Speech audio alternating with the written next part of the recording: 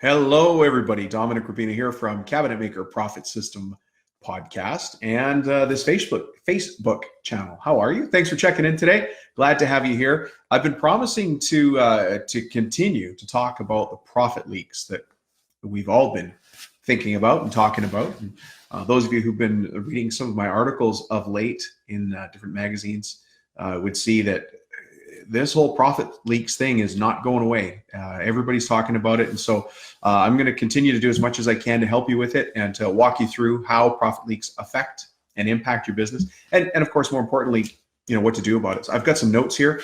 These notes come from an article I'm working on that you may see in publication soon. A wink, wink, nudge, nudge. But I'm gonna walk you through it. One of the important parts of finding and fixing your profit leaks when you're in construction trades is understanding the areas that those leaks exist in, right? Because they really are all over the place, but not all of them are created equal. Some are worth more and some are worth less. I told the story just a little while ago, and sometimes I forget where I told the story, if it was on Facebook channel or on one of the conference calls that I host. So I apologize if I'm repeating myself, but the story of a cabinet maker who has an install crew and realized that because of the way he was charging for installation, he was losing $300 per install week. Now that doesn't sound like a lot, right? It sounds small.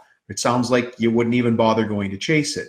But when we did the math, $300 per install week, if he's got his install crew out every single week, turns out to be $15,600. That, my friends, is money he could have taken home himself. And if you're in a situation like that, there's 1,000 little leaks like that everywhere. Well, when you combine them all together and you prioritize which ones to go after, you get to take that money, right? And so there's a saying that we use in business coaching, and I've been using it for years, is that if you could afford to lose that money in business, then you could have taken that money home to your kitchen table. And so that's really what I'm here to do, is help you find that money and take it home. That's why we talk about finding and fixing your 8 profit leaks. You'll hear me talking lots about that. There's lots of heat on that. Magazine editors are asking me to write articles about it. So there's got to be something there. And I'm glad you're checking in with this right now. So today we're going to talk about how to set budgets that you can believe in. It is one of the parts of finding and fixing your profit leaks, is having budgets. But I got to tell you, even for me, it sounds dead boring, and you might not be a numbers person. That's okay. I'm going to show you 2 exercises right now that can help you find your profit leaks inside budgeting, and how to put budgeting in place in a way that makes sense to you, right? Because you can read a million Google articles about how to set budgets, and it's put together by a very nice, very knowledgeable accountant, or maybe a professor, and they're going to talk all about budgets and budget setting, and this is how it works. Well, I don't have time for that BS. We need reality. I need stuff that hits home. You need stuff. I mean, when you check into one of my podcasts or this live channel here, you want things you can use in the next 24 hours, right? And so that's what we've got here. So I'm going to show you this system right now. So let's jump to it. So budgets are a profit leak because a business comes down to its numbers.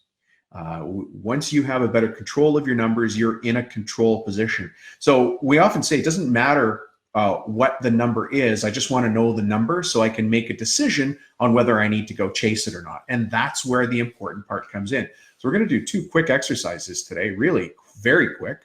And those exercises are going to surprise you, but you have to take them seriously because there's gold inside the exercise. Okay. So for those of you listening, I'm going to ask you to get a pen and a piece of paper. For those of you watching this on the Facebook Live, thank you for joining us. Grab a pen and a piece of paper as well, and stay tuned. I'm going to do this at full speed. You'll have all the opportunity you want later to go back and re-listen to this. But I've gone through this exercise many, many times with many different business owners, and there's always nuggets to be had. So let's go grab them right now. Okay. So the first thing we're going to do is an exercise called a beach in Hawaii.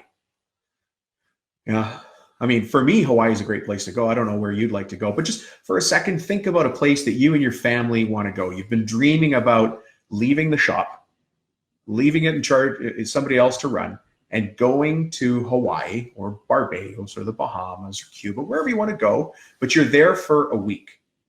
And you're on that beach You're sitting out there, down there on the sand. You're watching the kids play in the sand. They're building sand castles. It's Wednesday, and the alarm on your cell phone goes off. It's the only time it's gone off this week.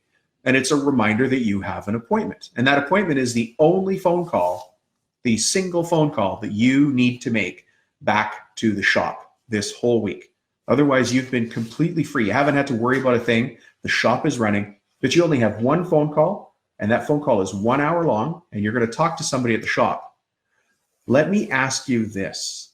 What are you going to talk about on that phone call?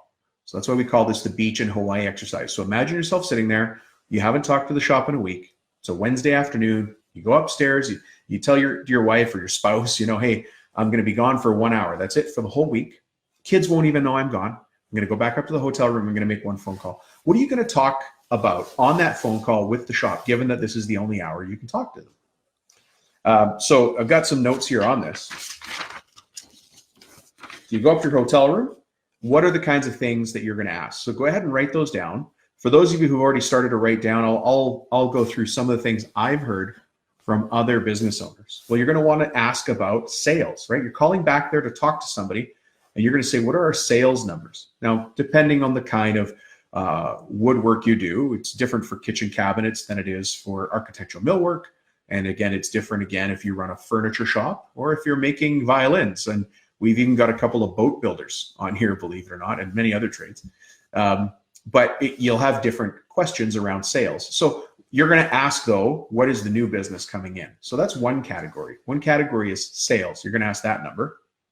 The next one you might ask about is profits on the job. You might be talking to somebody in the company there, whoever's running your finance. What's our cash situation like?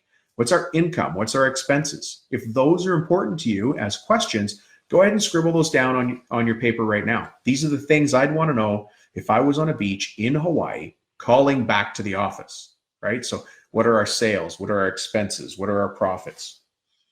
Getting down to the project level, you might be asking on a job-by-job basis, how's the Smith job going? How's Acme Towers going? How's this project going? So you have some job-by-job numbers that you want to know. So just if you're writing that down, just say job-by-job numbers. We'll come back to that in the future. Those are things you want to track, right? If you stopped right here, these are the key numbers that you need to know to run the company without being there every day. So hopefully you can see what I'm doing. I'm trying to draw that space for you where you can actually step back. Maybe you need to do this, just not come in every Friday and see how the shop runs without you, right? But at the same time, you still want to check in and see what's going on. These are some of the questions you'd ask when you phone back in, right? You're also, and this happens all the time, it's just a reality of business, you're going to want to find out about any problems going on. So I've written down some sections here that I've heard from other cabinet shop and architectural millwork shop owners. They're looking to talk to the people back at the company about problems in the areas of marketing, sales, production, so what's going on the shop floor, installation. Are there any on-site problems? Do we have any inspection problems if you have a guarantee through a guarantee service you provide through your association? Are there any billing problems? Are there any people problems? You want to know if George down in finishing showed up today or whatever is going on in your company that is unique to your company. You want to know that so you can manage, right? You have to have the information. And then write down any other questions that you might have, right? This list that you have in front of you is really, really, really important. As a matter of fact, I hope you're taking your notes inside a bound book. This is my book. I got it from Staples. So this is actually just a cover on one of those cheap $3 books. That's all you need. But it's a bound book because if I use Post-it notes, those are made to be temporary. Those are made to be thrown away. And I'm trying to help you build systems. So I want you to write this down in a bound book. Now, if you don't have a bound book in front of you right now, don't worry about it. But get one in the future so that as you take notes through this, you can do those things. Okay, so there's the first exercise. You're on a beach in Hawaii. You call back to the office. What is the one thing, or what are the questions you have for the person you're talking to who's still at the office in that 1 hour meeting that you're going to have? Okay, so we've got the start of it. Now we're going to do a second exercise. Okay, a second exercise to help you think about critical numbers and setting budgets in your business. This is the first part of setting budgets in a real way, not in a not in a textbook way, right? We're trying to get the real guts of the issue so you can run the business and get to that next level by understanding the critical numbers. We've got some already. Let's go get the next ones. The next ones here come from the second exercise. And this exercise I call a frantic call from a friend. So let's say your friend's name is Danny down the street. He's in the same business that you are, and you and Danny are actually good friends. You used to work together a long time ago at Hank the Hobgoblin. Hank the Hobgoblin, whatever his name is. You're getting the sense here that Hank, the guy you used to work for, wasn't a very good guy. Anyways, you and Danny both quit, and you both started your own shops. And you've remained friends ever since. Danny's a good guy. You respect his work. He's never tried to mow your lawn or anything like that. It's always been respectful. But Danny calls you, and here's the situation. His wife, his high school sweetheart, is sick. She's ill. She's probably going to get better, but she's never going to be the same again. Danny's beside himself. He doesn't know what to do, but he says to you, I just want to sell the business so I can go be with her. So here you've got a good friend, a person you trust, who's asking you to buy his business. What are the questions you have for Danny, even though he's in a time of stress and need? What do you need to find out about Danny's business before you'll even consider buying that company? Go ahead and write those things down. What are the things you absolutely must know about Danny's woodshop business before you'll even consider buying that company? It's a pretty heavy question, and unfortunately, I've had these conversations with business owners from time to time where life just reached up and smacked them, and these things happen, right? So, but I want to bring you home, and so the very nice thing, beach in Hawaii, and the very hard thing, I have to sell. Because inside those two questions come the really critical things that we need to track in the business so that we know where we're at and we know what we need to go fix. The profit leaks are inside these things. They're inside there, right? Tracking these numbers is going to help you find the profit leaks. So let's go through a couple of the numbers that people have said to me before. So if I was going to buy Danny's business, Dom, I need to know last year's sales. I need to know last year's profits. What's his accounts payable? What's his accounts receivable? Does he have any problem clients? What's the nature of his relationships with vendors and suppliers, lines of credit? All of those things. What do you absolutely need to know about Danny's business before you buy it? So write those things down too. And what you have now, my friend, is you have the key budget items you need to know in your business. So the very first task is a really simple one. Next to each of these categories, for instance, sales came up in both stories, right? It came up in the Hawaii story and it came up here in the Danny story. So sales is an important number. So write that down as something that you want to go track in the future. Sales. What about expenses? We talked about that a little bit in the Hawaii, and we talked about it for sure in the Danny story. We want to know about profits. What were profits last year? What are profits scheduled to be this year?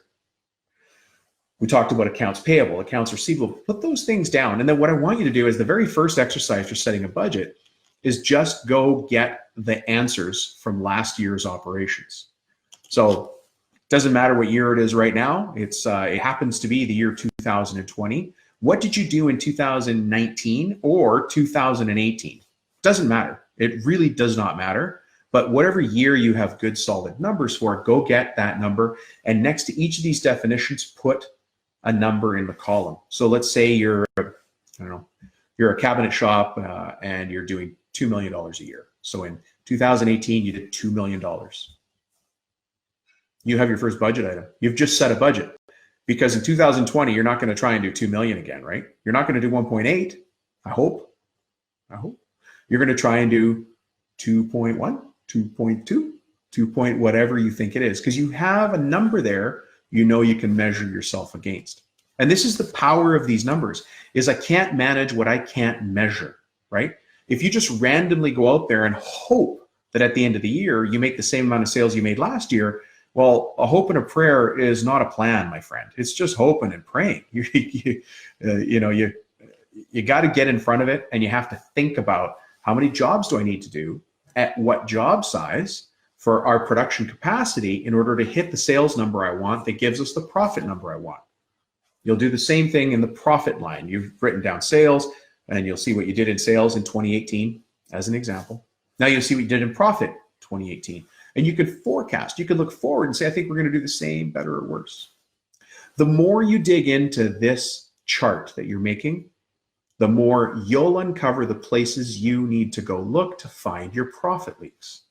Because a couple of things happen. For instance, let's say that you outsource a bunch of your installation. Just as an example, I know a lot of you guys do, right? You can only handle so much internally, and so you outsource some of it, or you outsource 100% of it. But you look at your outsource numbers and you realize, hey, last year we outsourced, I'll just pick a number, $200,000 of install labor, and we used 2 different installation companies to do that work. And you might go, okay, Dom, yeah, all that makes sense. What are you going to do about it? Well, here's what I want you to do is I want you to go to those 2 companies and ask them for a coffee meeting. And one guy's name is George and one guy's name is Fred. So you have the meeting with George first and you say, George, how are you? Love working with you. Everything's great. The Smith job went great. The Acme Towers went great. Hey, listen, we're looking at next year's plans. We think we're going to do another 200, maybe 250,000 in installation. And last year, you guys got 40% of it. 60% went to another company. Are you able to be our 60%, 70% provider this year? And George is going to look at you and go, first of all, these guys are serious. He knows his numbers. Second, yeah, I want that business. I want to be the number one guy he calls.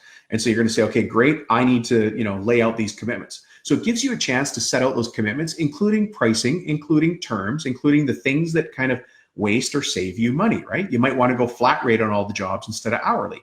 And if you're finding hourly isn't working, you might want to do a combination of the 2, right? Or piecework, however you work it.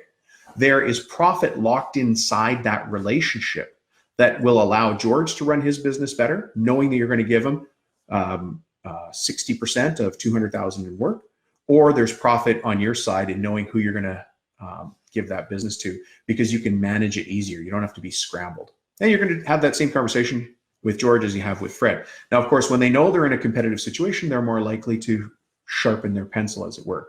Now, cheap price is not always the best solution, right? And you know that, especially if you're a premium provider. You're not making the cheapest cabinets in the world, I hope. You're making the highest quality cabinets. And if that's the case, then this is an example for you as well. You want to get the best combination of price and value, right? So go through and do that for each of the different line items here, and you find some interesting things. You find that your expenses are way out of whack. You might find that when you look at your expenses, as an example, and you go through it line by line, you'll say, why is our Home Depot expense so high when Home Depot is not our primary supplier? And you realize that for every job, your guys are going back to Home Depot, let's say once a day for a 1-week install. So on average, they're back at Home Depot once per day. Well, that once per day is $20 a day. And that is adding up to, what would that be? $20 a day. I should be able to do this math in my head, right? $20 a day times, let's say they're working 250 days a year. That's another $5,000 that was spent at Home Depot. Now you might think, well, Dom, it's $5,000. That's probably something I don't have to prioritize. What does that $5,000 mean? That $5,000 is only the start of the $5,000, because I now have to put a guy in my truck and he has to drive to Home Depot and then he has to drive back if he doesn't stop at the Subway in between. So on top of that $5,000 and just pure revenue that's going to Home Depot for stuff we should have preloaded the van with, we've now got to add labor to that. So if I've got a guy, and let's say he's $25 an hour, and he's spending 2 hours per day, that's $50 a day times 250 days a year. That's another $12,500 in labor, plus the $5,000 we already are going to spend at Home Depot. That's $17,500 that's just being wasted. It's a profit leak. Now, you might decide, Dom, 17.5 is not a big deal. We're a $20 million cabinet making company. Well, I'll tell you what, all of the $20 million cabinet making companies that I work with make a big deal about $17,500. Unless you and I make a big deal about pennies and nickels, they'll let dollars go away all day long. And so we have to make the decision, but we can make the decision just based on pure logic and numbers. And then you can decide what to do as the owner or the manager of the company. It's your call, but you know that behind that $5,000 expenditure is also labor time. That's $17,500. Had an interesting conversation with a cabinet shop. They do about, I think they're just under $4 million a year. Sorry, I know they're just under 4 million a year because we track their numbers with them. And they're a very high-end kitchen cabinet company. And at the end of one of our coaching meetings, we just had a really brief discussion, the kind of thing that you and I might do over a napkin at a Starbucks, right? Just talking about the numbers. And they were talking about how much gets spent on vehicles, and when should you lease or should you buy was part of the conversation, but it quickly went over to the maintenance side because they had a line item on their expenses that laid out how much they were paying their mechanic for maintenance work. All he did was maintenance work on their vehicles, oil changes and stuff like that, right?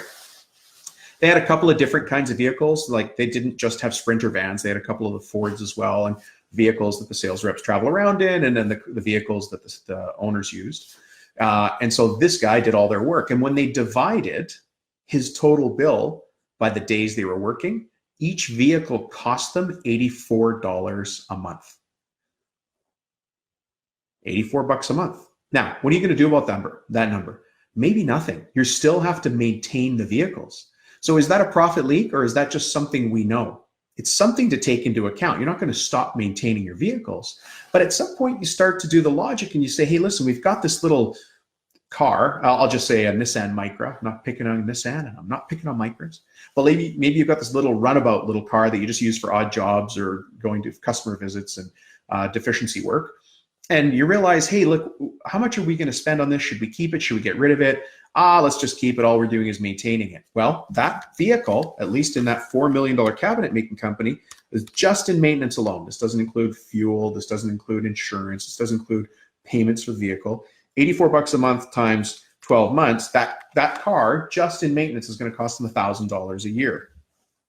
Okay, that's the number.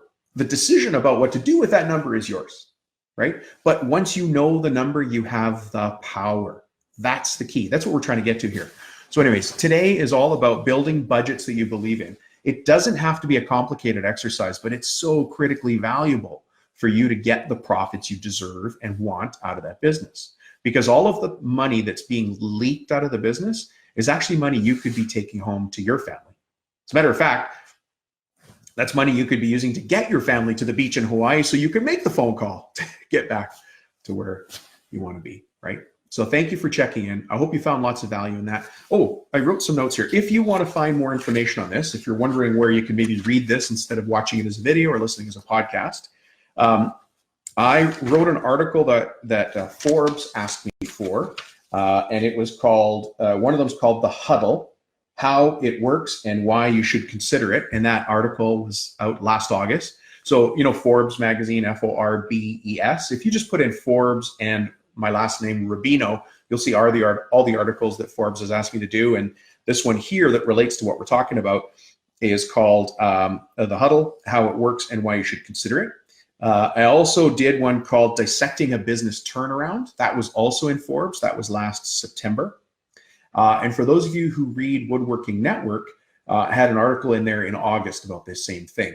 I'm actually going to be speaking for Cabinetmakers.org and a couple of other woodworking associations this year. So I may see you in Illinois.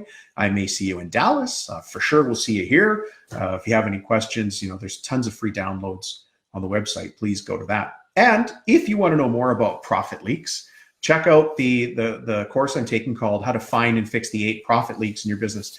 And why don't you join the Facebook group? It's called Profit Leaks, Find and Fix Just for Contractors. If you go find me on Facebook, you'll see that group. It's called Profit Leaks, ! Find and Fix for Contractors. Join the group. That's where we're doing a bunch of chatting around this. And I got to tell you, there seems to be a lot of heat. We get lots of interest on it. So thanks very much for checking in. I always enjoy you taking the time to join me here, and I appreciate it. Thanks a lot. Have a great day.